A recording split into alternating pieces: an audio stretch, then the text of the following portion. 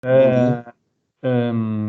Antes de mais, queria começar por nos apresentarmos a nós, deste lado, o MOR. Somos um laboratório colaborativo, uma entidade criada em 2018, mas que iniciou depois de atividade em 2019, que procuramos ser uma ponte entre as instituições de investigação e desenvolvimento e as empresas, de forma a que possamos ajudar as empresas a solucionar desafios que elas têm, utilizando para isso os contactos que temos e também os recursos internos que temos, e por outro lado também a conseguir colocar no mercado as tecnologias e os produtos que são desenvolvidos pelas instituições de investigação e desenvolvimento. No caso concreto do nosso laboratório colaborativo, nós focamos nos territórios de montanha e procuramos gerar inovação em produtos e processos, serviços que tenham impacto direto na economia e no desenvolvimento sustentável das regiões de montanha. Neste sentido, o que tem acontecido é que nós temos tido contacto com muitos investigadores e também com muitos empresários, empreendedores e com investigadores não de instituições de investigação e desenvolvimento, mas com pessoas com um perfil de investigação, mas que trabalham nos departamentos de inovação das empresas.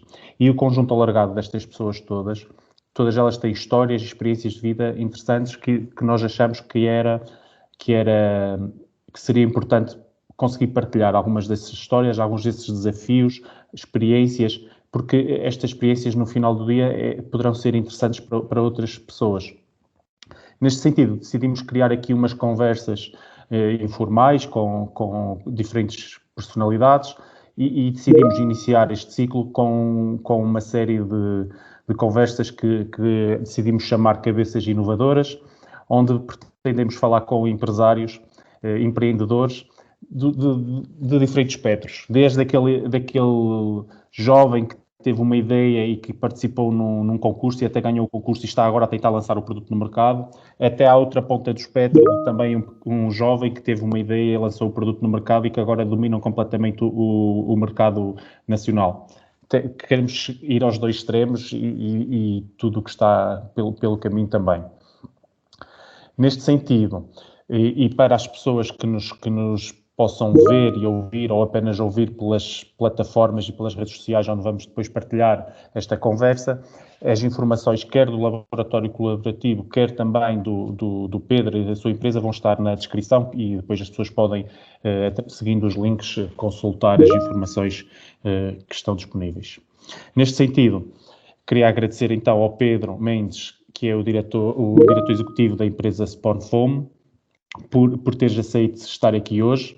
Uma empresa sediada em Vila Real e se calhar, em vez de estar eu a fazer aqui uma pequena descrição do que é Spawn Foam, começava ao contrário por te perguntar, Spawn Foam, o segredo está no nome da empresa? O conceito está logo no nome da empresa? O conceito está logo no nome da empresa, porque Spawn Foam significa geração de espuma, e aquilo que nós fazemos é produzir biomateriais de origem orgânica, 100% orgânicos, ou seja, nós valorizamos produtos da agricultura e da floresta, misturamos esses materiais com um adesivo orgânico.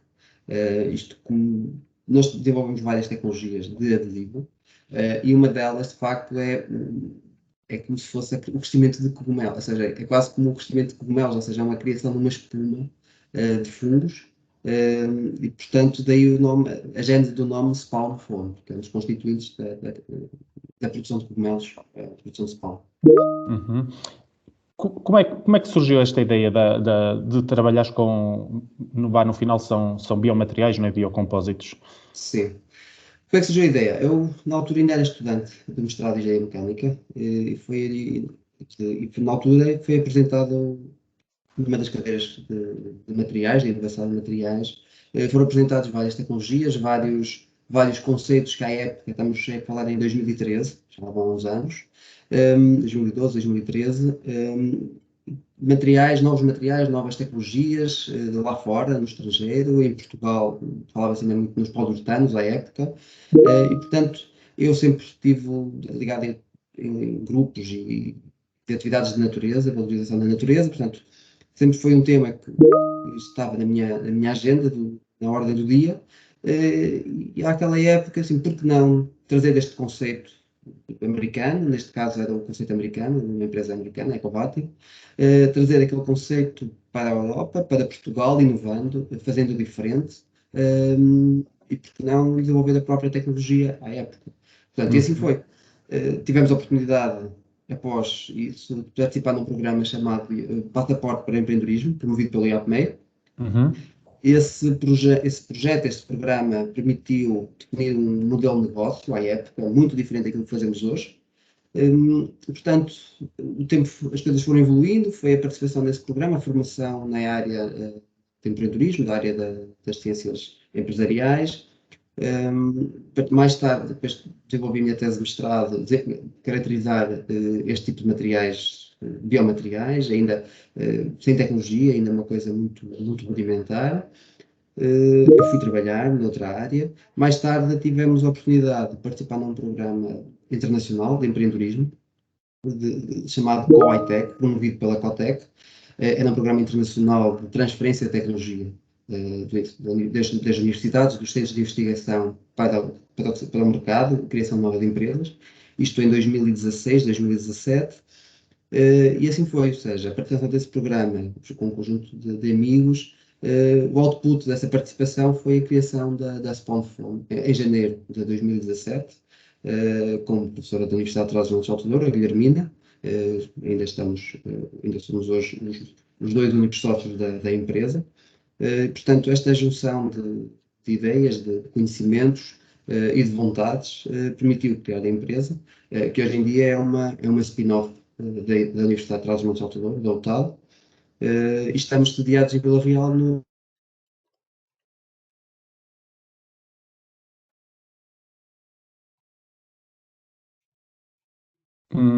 Deixamos-te ouvir, Pedro. Não sei se...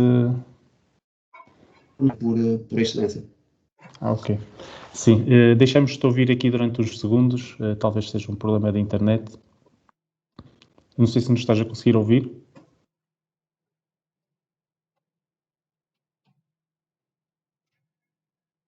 Sim, consegues nos ouvir, Pedro? Perdemos-te aí durante uns segundos, peço desculpa. Pois, Talvez eu um penso problema que de foi internet. mesmo no final, já estava mesmo Sim. terminada, Sim, acho sim. que já estava, percebi que eu tinha sido mesmo no final. Sim. Estavas mesmo a terminar. Aqui, ok, explicaste-nos aqui o conceito logo todo da empresa e obrigado por isso. Eu agora tinha aqui umas questões para te fazer até por partes, que era, primeiro, ok, tu disseste-me que foi numa aula de biomateriais, de materiais que tiveste essa ideia, e isso tem vindo a evoluir. E agora no vosso site vê-se que vocês têm diferentes produtos, pelo menos têm 3 produtos principais, não é? Desde os vasos para a colocação das plantas para a germinação, vasos ornamentais, e depois tem também a questão dos materiais para, por exemplo, para a construção civil, não é? Mas indo, por exemplo, para o primeiro produto, que seriam os vasos florestais da SpawnFoam, vocês já têm alguns dados que indicam que é uma mais-valia, não só do aspecto da sustentabilidade, porque aí é inegável a utilização deste material, mas em termos de aplicação, existem aqui alguma mais-valia para a taxa de sucesso das plantas? Sim, existe uma mais-valia. Nós temos vindo a trabalhar ao longo do tempo aqui em parceria com a Universidade de Trás-os-Montes de Douro, o Departamento de Engenharia Agronómica, essencialmente, apoiar teses de mestrado também para ir desenvolvendo produto e para ir também para ajudar na formação dos estudantes.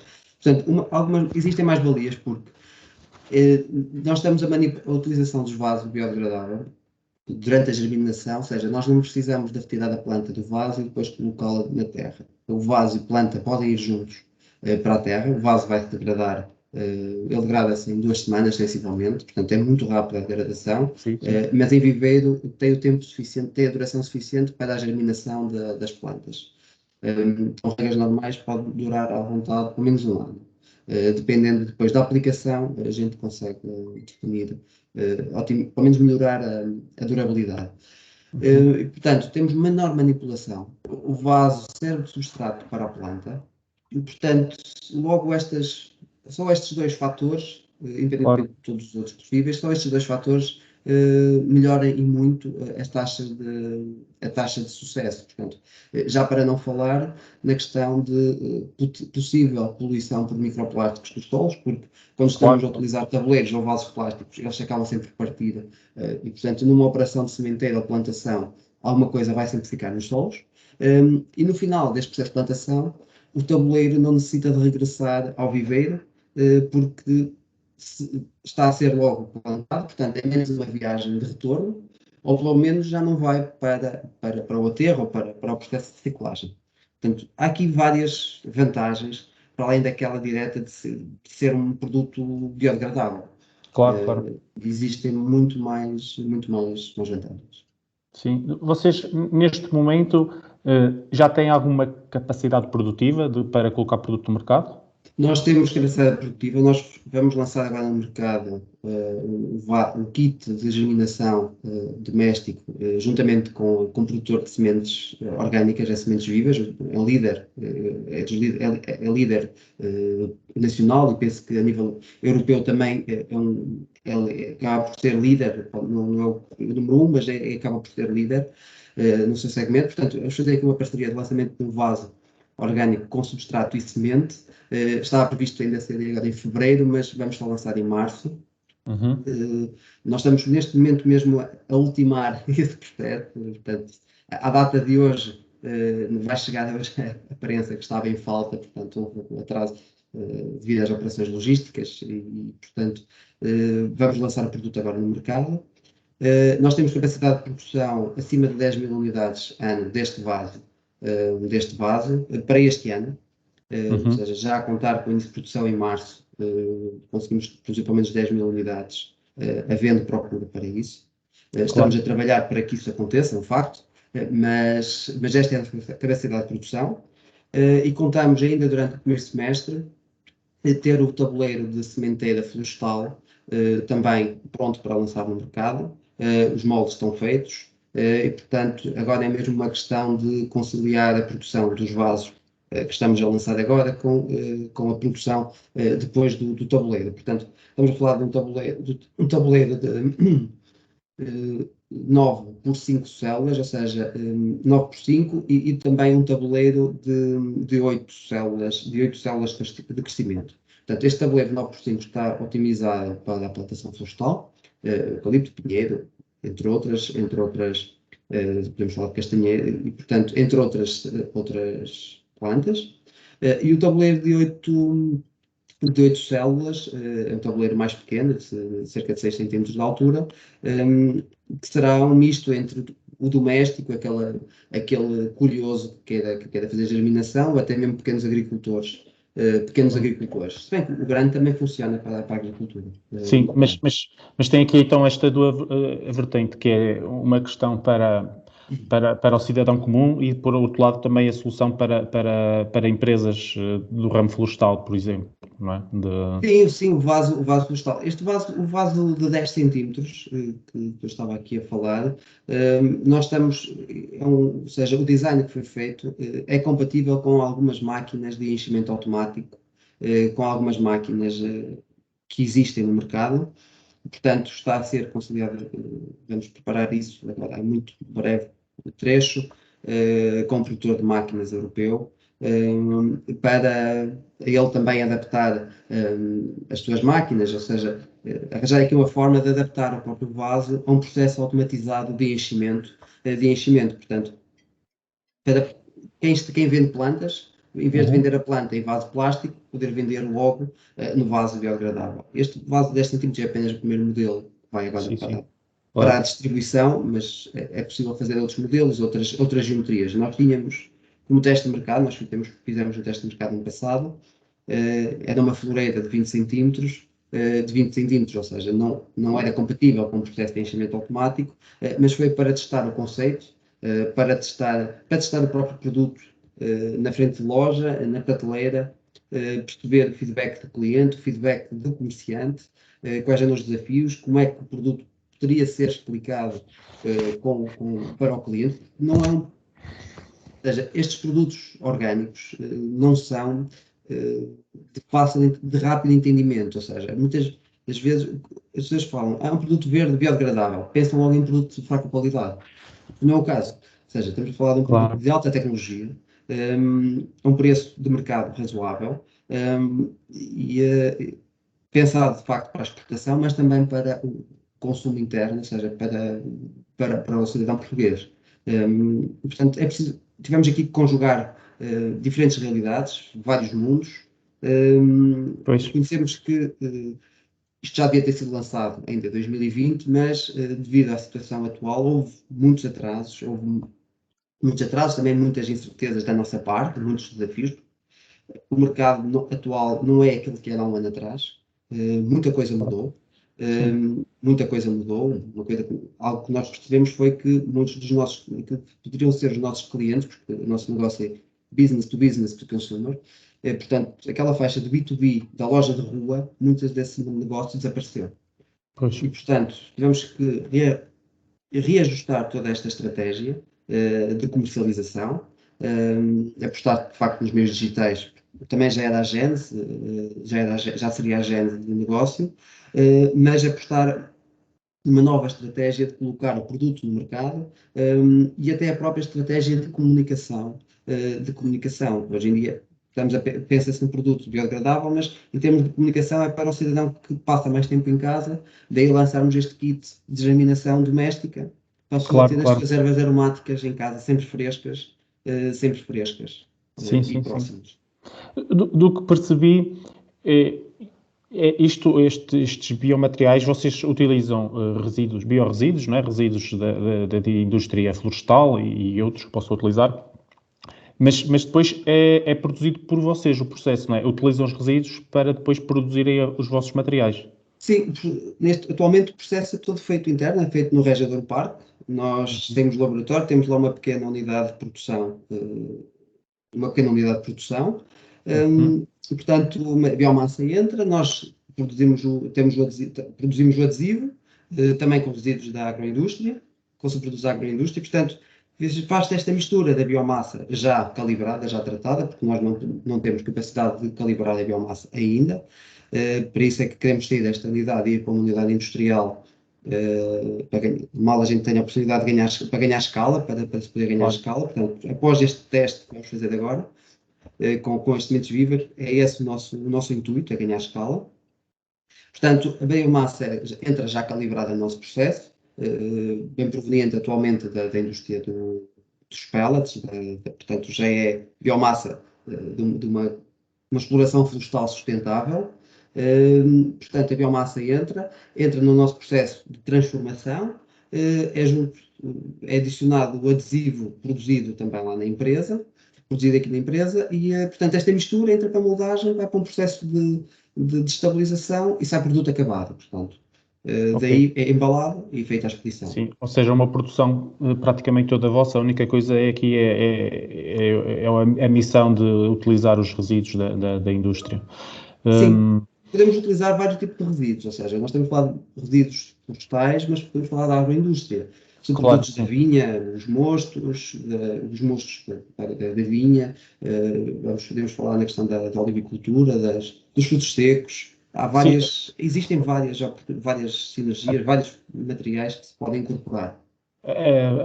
uma das vantagens, diria eu também, apesar de todas as outras que já disseste, vocês estão a incorporar matéria orgânica no solo novamente, e isso aí é para os, O para produto os solos, é 100% claro, matéria orgânica, claro. basicamente. Eh, É que do que nos contaste hoje, tens aqui uma relação, diria, privilegiada, ou tens aqui uma relação direta com uma instituição de ensino superior, não é? Ou com os institutos de investigação, porque já me disseste que no sócio tens uma professora de ensino superior que apostou contigo nesta empresa. Disseste-me que estás a fazer ensaios com o Departamento de Agronomia ou com os investigadores da área da agronomia e suponho também que, no caso, por exemplo, do material para a construção civil, tens que fazer, de certeza, do que eu percebi, pode ser utilizado para isolamento acústico ou térmico, portanto há aqui um conjunto de parâmetros que têm que ser avaliados. Tu tens esta relação com diferentes centros de investigação que te permite depois fazer, ou fazer este tipo de análise de parâmetros, ou também, por um lado, tens que fazer isto através de subcontratação a empresas que estão no mercado? Como é que funciona aqui o... Muitas vezes vai para empresas de subcontratação, ou seja, aposta-se muito na subcontratação, mas essa relação privilegiada, portanto, acaba por ser uma vantagem competitiva. Nós reconhecemos que é uma vantagem competitiva comparativamente com com outras empresas que não tenham esta relação. E, portanto, uma das mensagens que eu deixo sempre é que as empresas tentem estabelecer estas relações de parceria com as unidades de investigação de universidades, com institutos politécnicos, com centros de investigação e institutos de inovação que existem em Portugal, até internacionalmente. Claro. A gênese da nossa empresa sempre foi a ED, nós, Investigação e Desenvolvimento, portanto, estamos em processo de reconhecimento de idoneidade pela ANI, como empresa, e, portanto, a gênese de Investigação e Desenvolvimento sempre, a Investigação e Desenvolvimento sempre na gênese da nossa empresa. Alguns trabalhos de caracterização são feitos em outsourcing, fora das universidades, por uma questão, às vezes, de celeridade de agenda. Claro. As academias têm uma agenda muito própria de investigação, de trabalhos de investigação. Portanto, se estamos a apoiar uma tese de mestrado, portanto, ela vai durar um ano e meio, dependendo, até 2 anos. Portanto, e as empresas nem sempre podem esperar por este tempo, por esta decalagem, este tempo. Portanto, há serviços que se fazem fora, ou seja, são contratados, depende de caso a caso. Claro. Depende de caso a caso. A questão dos materiais de construção, ainda estamos, ou seja, algo um bocado embrionário, ainda está algo embrionário. Falta-nos encontrar aqui um parceiro, mais até um parceiro da indústria. Nós temos vindo a participar em alguns colóquios, alguns fóruns de apresentação da tecnologia, apresentação do conceito. Já tivemos algumas abordagens por parte da indústria dos isolantes, dos atenuadores acústicos, e até da própria construção civil, mas a questão aqui falta encontrar aqui um parceiro grande, uma grande construtora, uma Motengil, uma Casais, portanto, um grupo grande, para terminarmos este desenvolvimento, fazermos o teste piloto, porque isto baseia-se muito em fazer ensaios piloto. Portanto, nós já fizemos ensaios piloto com os vasos. Para vos dar um exemplo, nós produzimos solas de sapato para uma empresa líder de mercado sul-americano, a Usaflex. Portanto, fizemos um piloto com eles, através da Agência de Inovação Brasileira. Portanto, éramos um conjunto de 7, 8 empresas aqui em Portugal, de diferentes ramos. No nosso caso, era a produção de biocompósitos. Nós fomos ao Brasil e íamos com o objetivo de desenvolver embalagens biodegradáveis para a indústria da cosmética, e acabamos por fazer solas de sapato para a indústria de calçado. E, portanto, fizemos o piloto, foi feito o primeiro sapato, é o primeiro sapato orgânico, 100% orgânico da América do Sul. E, portanto, agora vamos apresentar isso aqui em Portugal. Portanto, nós temos a indústria de calçado também aqui em Portugal, o Centro de Competências do Calçado. Portanto, percebemos que havia ali muita coisa a melhorar. Aquilo ainda foi apenas uma primeira abordagem, uma abordagem de conceito, mas que nos diz que é possível, ou seja, fazer muito mais do que, com este tipo de conceito de valorização de subprodutos, fazer muito mais do que vasos, ou até mesmo materiais de construção. Sim, as potencialidades são enormes. Sim, outro exemplo que vos posso deixar é que, ou seja, nos próximos dias, à data desta gravação, nós vamos fazer a apresentação com a indústria alimentar, ou seja, para aqui encontrar com eles, tentar aqui estabelecer uma simbiose industrial de valorização dos seus subprodutos, neste caso da indústria do processo de preparados alimentares, de incorporar os subprodutos deles para fazer um biopolímero, neste caso para novas embalagens. Aqui a ideia é a questão alimentar, portanto, eles procuram uma embalagem, desenvolver aqui tecnologia de embalagem alimentar que seja compatível com os requisitos alimentares. E, portanto, as empresas vêm ter connosco, ou seja, apesar de nós termos também uma empresa que vai às universidades procurar competências, Algumas empresas já começam a vir ter connosco, já nos reconhecem aqui um conjunto de competências no âmbito da valorização de resíduos também, para com eles desenvolver produto, para com eles desenvolver produto. Portanto, não é Sim, sim, só sim, sim. Fonte que produz vasos, produz produtos, Claro. mas também produz conhecimento que permite, que preste esse serviço a outras empresas de desenvolvimento de novos produtos, em sinergia, claro, em sinergia. Claro, tem produtos que já têm no mercado e têm na calha já produtos e ideias a serem desenvolvidas e que esperemos que nos próximos anos os possam colocar no mercado. Mas então, do que eu estou a perceber, e corrijo-me se estou enganado, vocês estarem localizados em Vila Real parece não ter qualquer desvantagem. Por outro lado, poderá até ter alguns benefícios. Não sei qual é a tua opinião em relação a isso. Estás localizado no É um interior do misto, país. acaba por ser um misto. Ou seja, há vantagens por facto de estar em Vila Real. Eu sou de Vila Real, gosto da minha terra, portanto, gosto da minha terra e gosto de valorizar a região onde tenho vivido, que é a região de Trás-os-Montes de Douro. Portanto, sou de Vila Real, tenho raízes no distrito de Bragança, nomeadamente em Macedo de Cavaleiros, e, portanto, gosto de desenvolver a região, a minha região, a minha terra. Há um misto, ou seja, em Portugal, por aquilo que parece, ainda se sente muita interioridade. O facto de estarmos em Vila Real sente-se porque muita coisa se passa em Lisboa. Infelizmente, ainda muita coisa se passa em Lisboa, portanto, para certas competências, certos acessos à informação, ainda é preciso ir a Lisboa, portanto, as empresas, as sedes das grandes empresas, a maioria estão em Lisboa, portanto, quando vamos aos clientes, quando subimos à administração, a reunião é em Lisboa. E, portanto, nota-se não lhe chamamos de interioridade, mas esta localização para o mercado nacional nota-se. No entanto, há outras vantagens, ou seja, o facto de estarmos em Vila Real, estamos mais próximos de Espanha. Acabamos por estar um pouco mais próximos de Espanha. Portanto, se pensamos numa exportação por via rodoviária, temos aqui uma vantagem competitiva, portanto, estamos muito próximos, estamos a uma hora, potencialmente pouco Claro. mais de uma hora da fronteira, e portanto, para uma exportação rodoviária, temos vantagens.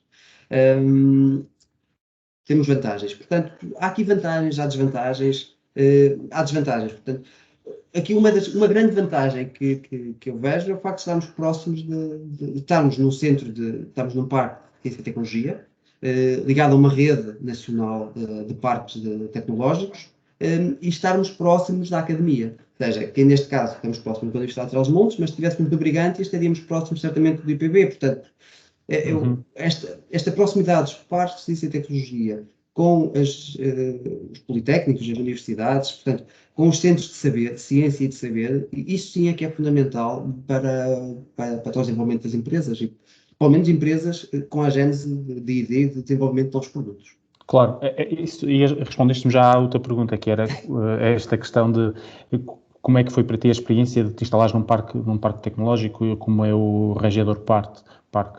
Portanto, claramente foi uma aposta muito boa para vocês, instalarem-se aí.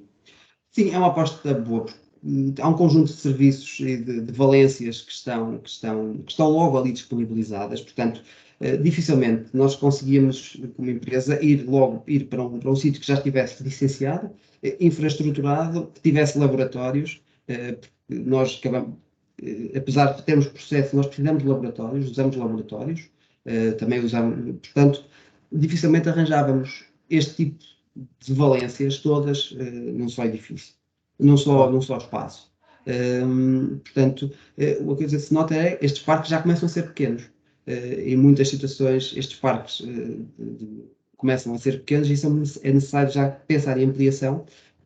Eles foram pensados já têm uns anos, apesar de serem recentes, mas já foram idealizados aqui há uns anos atrás, e já começam a não dar resposta a alguns desafios que as empresas já Claro. limitação, ou seja, por já estarem a começar a ficar saturados, a ficar cheios, mas como fase de transição e de arranque, penso que são fundamentais. Sim, e ajudam muito o sucesso das empresas. Claro. É a minha última pergunta para ti, ainda não estamos lá, mas era se deixavas já alguns conselhos para jovens empreendedores, mas fica aqui já não é? É considerar estes parques de tecnologia como um passo intermédio para no arranque, não é? É um passo de arranque fundamental, ou seja, mas antes disto, ou seja, tendo uma ideia, a primeira coisa dos primeiros conselhos, ou seja, procurem mercado, procurem se rodear de quem sabe, ou seja, de pessoas mais velhas ou até mesmo pares, mas que já tenham tido outro tipo de experiências. Empresariais, não é? Que estás a falar. Empresariais, e experiências empresariais, porque a partir do momento em que se começa, isto rapidamente fica uma bola muito grande de neve e, portanto, nós estamos a falar de responsabilidades financeiras, responsabilidades legais, responsabilidades administrativas. Há muito mais do que aquela de coisa bonita do empreendedorismo, dos concursos. Claro. Portanto, há um conjunto de responsabilidades muito grande, ou seja, temos funcionários, é preciso prestar, ou seja, dar esta estabilidade a quem trabalha connosco, e, portanto, há aqui um conjunto muito grande de responsabilidades. No entanto, a questão aqui fundamental é a formação. A formação de base, eu acho que é muito importante, ou seja, começarem logo nas escolas, desde muito cedo, a questão da literacia financeira, porque é uma das grandes lacunas que se vê em muitos jovens portanto, eu sempre que posso também vou ajudando e também procuro sempre por saber, por novo saber, novos conhecimentos, mas a questão da literacia financeira, ou seja, as pessoas que vão procurar conhecimento, tenham a ideia, procurem quem sabe, procurem estes centros de excelência também para os ajudar, a estruturar um modelo de negócio, a estruturar um negócio e a ver se tem viabilidade. Isso aqui é importante. Claro. Sim, em relação aos parques de tecnologia, também deixa-me só dizer que sabemos que pelo menos alguns deles foram desenhados e têm planos para expansão. Se não são todos, a maioria deles tem. Portanto, ainda bem que começam a saturar ou começam a ter taxas de ocupação bastante elevadas e isso é sinal que há interesse de empresas, algumas empresas já com algum histórico e outras empresas mais novas de se instalarem nestes parques. E esperemos que agora que exista o investimento necessário para se fazer esta expansão, para que mais empresas possam usufruir destas infraestruturas. Aqui, e estamos mesmo a terminar, Pedro, eu tinha aqui só uma questão para ti, que é, eu vi na vossa página e já nos contaste hoje aqui que tiveste um passaporte para o empreendedorismo do IAPMEI, uma iniciativa que foi, eu não tenho ideia se ainda existe, mas pelo menos em 2013 e 2014 houve ali pelo menos 2 edições seguidas, e que essa iniciativa de alguma forma te ajudou, pelo menos mesmo que neste momento o modelo não seja o mesmo que tiveste nessa altura, mas ajudou-te a lançar. Após essa iniciativa, tiveste mais alguma experiência em termos de cativar financiamentos públicos ou competitivos? E qual é a tua experiência sobre isto? Achas que é relativamente fácil, relativamente difícil, é complexo? Tens conseguido fazer isso de forma sozinha ou tens que recorrer, por exemplo, a empresas de consultadoria? Como é que tem sido a tua experiência e se tens aqui algum desejo que no futuro se agilize os processos ou se facilite os processos? Qual é a tua opinião sobre isto? Sim, por acaso, ou seja, desde a gente nós temos tido várias experiências, nacionais e internacionais. Nós tivemos alguns apoios assim, dentre vários que tivemos, mas os mais expressivos foi o apoio do Fundo Ambiental no âmbito do Programa Apoio à Transição para a Economia Circular, a fase 2, ou seja, definimos um modelo de negócio e depois fomos captar investimento para sair do laboratório e implementar esta unidade de produção onde estamos atualmente, foi com o apoio do Fundo Ambiental. Mais tarde tivemos o apoio do Horizonte 2020, um programa do Horizonte 2020, ou seja, uma candidatura muito competitiva, é chamada Liga dos Campeões da Europa, das empresas da Europa. Portanto, nós acabamos por estar nessa Liga dos Campeões, que é o programa SME Instrument. Tivemos a fase 1, acabamos por não ir ao fase 2 ainda, o EIC Accelerator, porque era preciso. Uma das coisas que estava a sentir como empresa é que estávamos a crescer muito rápido e não estávamos a ganhar as competências de estruturar a empresa. Portanto, ia-nos faltar aqui alicerces, portanto, tivemos que colocar aqui um travão, esse travão, e estruturar mesmo a tecnologia e amadurecer da casa. Podes-nos falar um bocadinho sobre este processo de como é que fizeram esta candidatura a este instrumento? Sim, olha, nós, o fruto ou seja, foi muito tentativa e erro. Ou seja, nós já tentamos, fomos começando, íamos vendo o feedback destas candidaturas nacionais e as internacionais. Por incrível que pareça, eu considero que as internacionais são mais simples, mais ágeis que as nacionais. Sim, Há sim, uma há menos opinião. burocracia, os prazos estão cumpridos à risca. E, portanto, mesmo os prazos de resposta. Aqui em Portugal, alguns dos programas não tenho razão de queixa. Não tenho razão de queixa. Por incrível que pareça, aqueles onde nós temos estado inseridos, os prazos têm sido cumpridos relativamente bem. Mas, como digo, foi uma tentativa e erro. Por exemplo, o instrumento do Horizonte 2020 foi à quarta candidatura. Ok, Ou seja, foi a quarta tentativa que foi possível. Ou seja, a primeira foi uma nota razoável, a segunda já foi uma nota assim mais desoladora. Fomos à terceira, na terceira vez, terceira tentativa, fomos aprovados, só que por falta de financiamento sim. ficamos apenas com o chamado selo de excelência. E, portanto, tendo esse selo de excelência, já era uma via verde para uma fase posterior, ou seja, com a mesma candidatura, era o mesmo projeto, o projeto sempre foi o mesmo, foi apenas melhorar em termos de comunicação, ou seja, porque aqui a escrita é fundamental e foi preciso melhorar essa escrita, ou seja, adequar as nossas ideias àquilo que era os desígnios da avaliação dos projetos. Portanto, e foi um pouco isso, ou seja, tentativa e erro, desde que a ideia, como do passado verificamos que a ideia era boa, o conceito era bom, a tecnologia era inovadora, o conceito era inovador, portanto, aqui é que muitas vezes é adequar a estrutura do texto, a estrutura comunicacional, àquilo que são os desígnios e os objetivos dos projetos. Portanto, porque há apoios para muita coisa, para vários temas, vários assuntos. O que acontece é que o processo burocrático e sim, muitas vezes de gestão do próprio projeto acaba por ser muito complexa e acaba por não é perder tempo, mas as coisas têm que ser estruturadas muito bem. E aquilo que se nota é que não há uma harmonização das estruturas, da estrutura de gestão de projeto, chamemos-lhe assim. O SME Instrument era de uma forma, nós estamos no Climate Kick, que é um apoio no âmbito da economia verde. Nós somos uma das 5 empresas do EIT Climate Kick 2020 nacionais, e, portanto, acaba por ser também quase uma Liga de Campeões. Portanto, 2020 foi, no nosso caso, foi o EIT Climate Kick, era uma outra gestão, ou seja, diferente. Ambas têm sido uma boa aprendizagem, até mesmo para a própria gestão da empresa, não digo o contrário. Sim. Mas é que o que eu apenas digo são muitos recursos, é muito tempo de são muitas horas de implementação, ou seja, temos aqueles formulários que acabam por não ser sempre iguais, são diferentes, apesar do conceito ser muito semelhante. Ou seja, é submetida à documentação, depois vai para um processo de auditoria, neste caso era na Alemanha, o nosso ponto de contacto era alemão, o nosso auditor é austríaco, e portanto, depois o nosso tutor era português.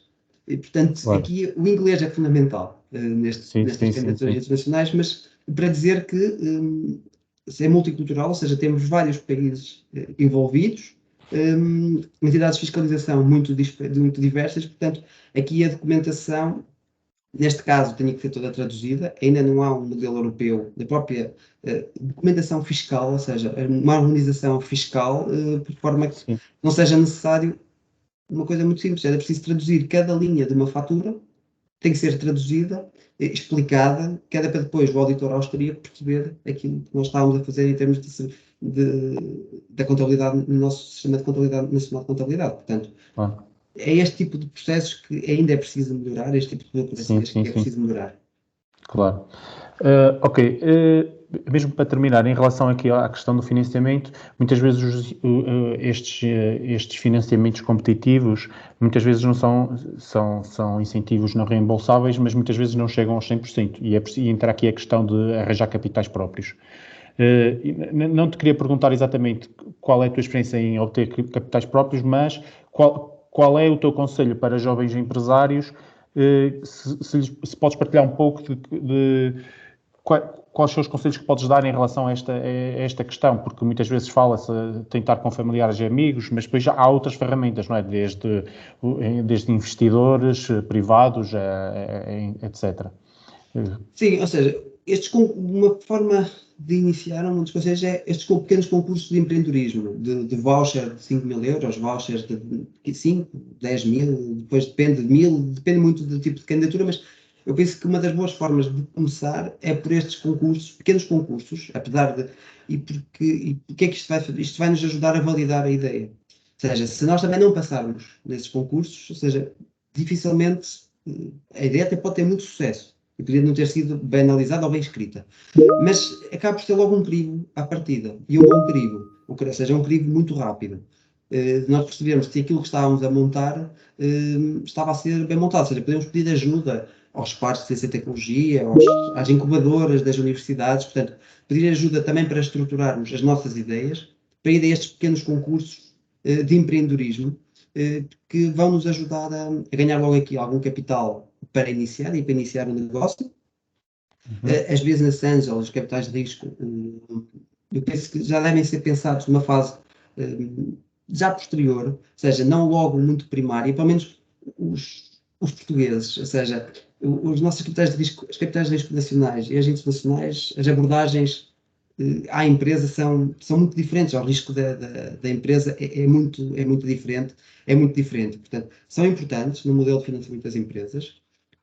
Nós, de facto, nós estamos nessa fase de poder ir a uma capital de risco internacional, mas sem descurar também as nacionais, é um facto.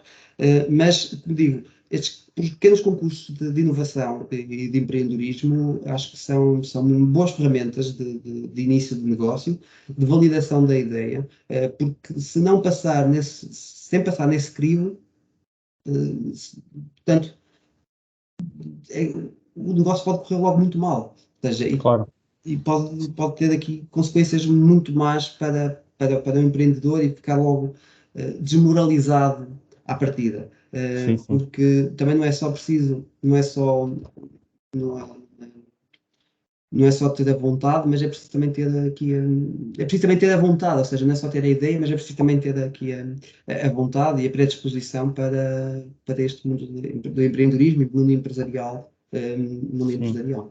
Sim, uma aproximação passo a passo e estes concursos poderão ser essenciais para obter críticas construtivas, para melhorar e, no caso de serem vencedores, poder obter aqui algum capital inicial que depois lhe permitirá dar o exposição salto. mediática, que acaba por ser Exato. muitas vezes importante.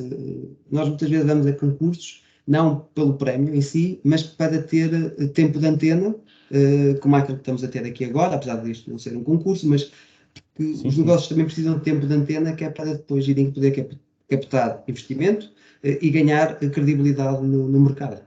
Claro que sim. Pronto, Pedro, não sei se tens alguma mensagem final que querias deixar às pessoas que nos estão a ouvir.